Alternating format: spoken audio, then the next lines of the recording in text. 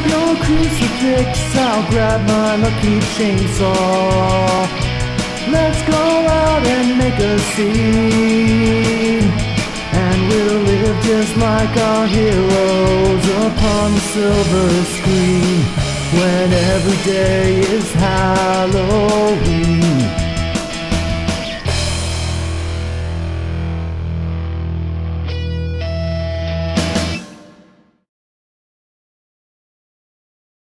In the 1970s, producer, writer, and director Charles Band started Charles Band Productions, which brought us movies like Tourist Trap, Laser Blast, and Parasite. Charles Band then formed Empire Pictures in the early 80s because he wasn't satisfied with the way distributors handled his movies. Empire Pictures released classic horror films like Reanimator, From Beyond, and Dolls, just to name a few.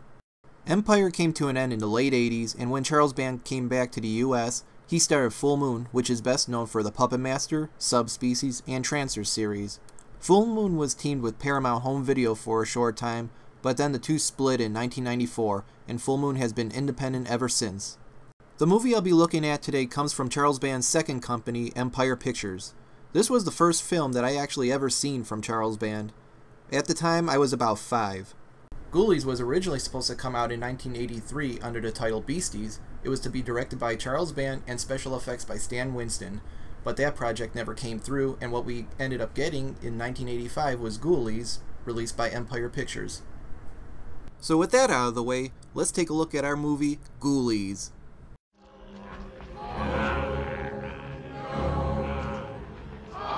I've always wondered what the KKK parties were like. So we learn the leader is none other than Siegfried. Boy, he was really into the dark shit before he met Roy. Suplex! Don him! Honor him! No! You promised! You promised not a child! He was going to sacrifice his own child? What an asshole! You can't hurt him! When he goes to hurt the child, he's appalled by the cheesy effects. Take him away! You will take his place. Oh shit. Someone call Ripley. She has an alien coming out of her chest.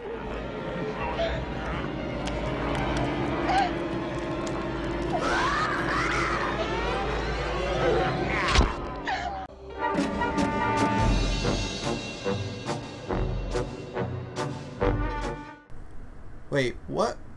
Where's the gore? Oh.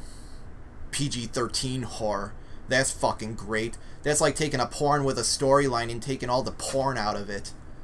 It's 25 years later, and we're introduced to our two main characters, Jonathan and his girlfriend, Rebecca.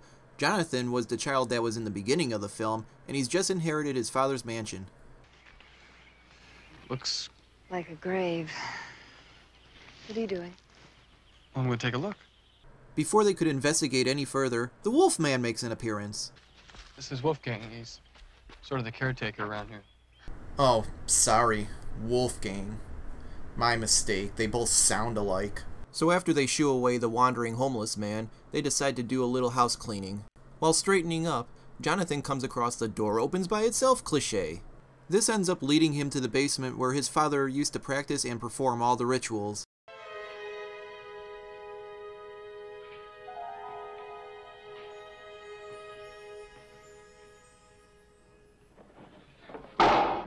Boy, that actor sure doesn't have luck on his side. I mean, if that thing would have hit him, he wouldn't have had to act in the rest of this damn movie. He comes across a box, and when he opens it, he finds his father's old stash of Playboys.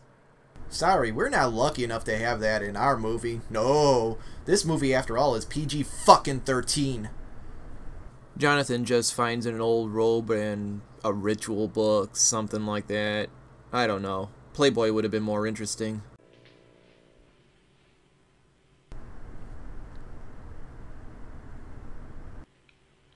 I've been thinking. Okay.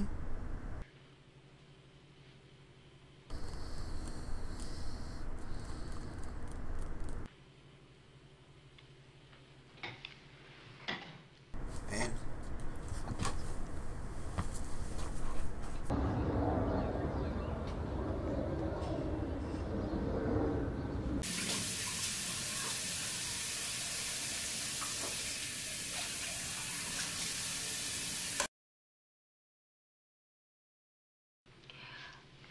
about having a party? That's all you had to say?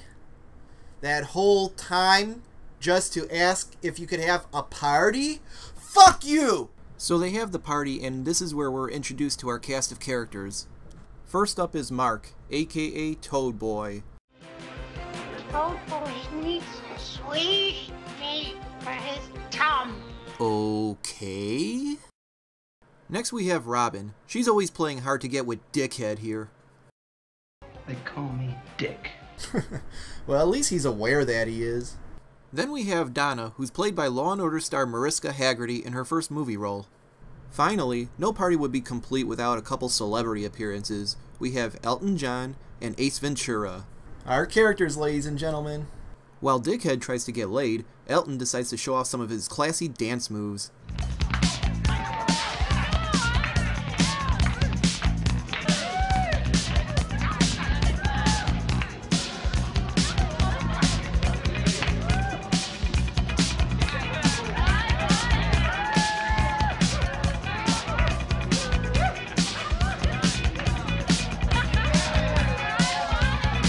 What the hell was that? Looked like he was having a damn seizure. Though it does comfort me to know that those people that were applauding and cheering him on were getting paid to do so. So after that awesome spectacle, our main characters want to bore us some more. What do you guys want to do? Watch a better movie? Well, we could play hide and go seek. Yeah. What are you, 5? What about Trivial Pursuit? Eh. Strip poker. Oh, hell yeah! He might be a cock, but he has the right idea. Okay, let's see. I got my playing cards, all set with that. Just time to start strip.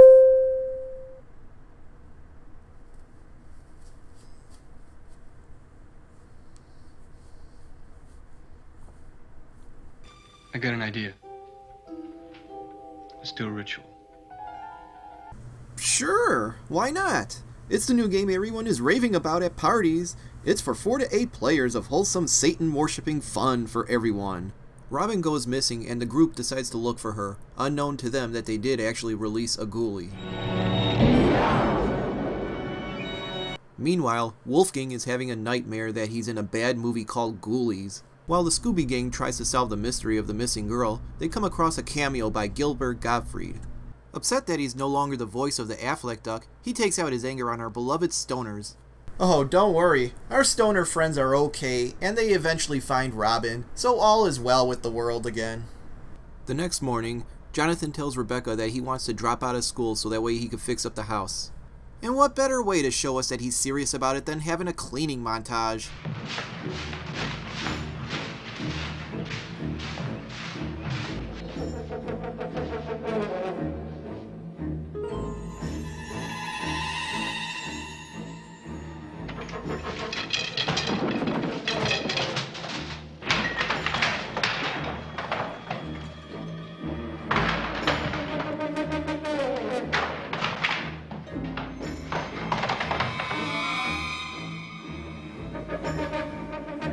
And here I thought the Rocky training montage was pretty decent, but now it's godly compared to this shit. He also finds time to do some painting, and forge a finely detailed talisman, which I'm sure he's never done in his life. Rebecca comes home to find... Wait. It's morning whenever she leaves. And now when she gets back home, it's still bright outside, so it's probably the afternoon, early evening. He managed to do all that in a single afternoon. I call that bullshit. Anyways, Jonathan gives her the talisman to protect her from the bad acting in this movie. Later that evening, Jonathan calls forth Kermit the Frog's demented cousin and the rest of the woodland Christmas critters from South Park. Back in the basement, he shows us one of the greatest magic tricks of all time by making it rain. It would have been better if I actually knew it wasn't the fire sprinklers going off.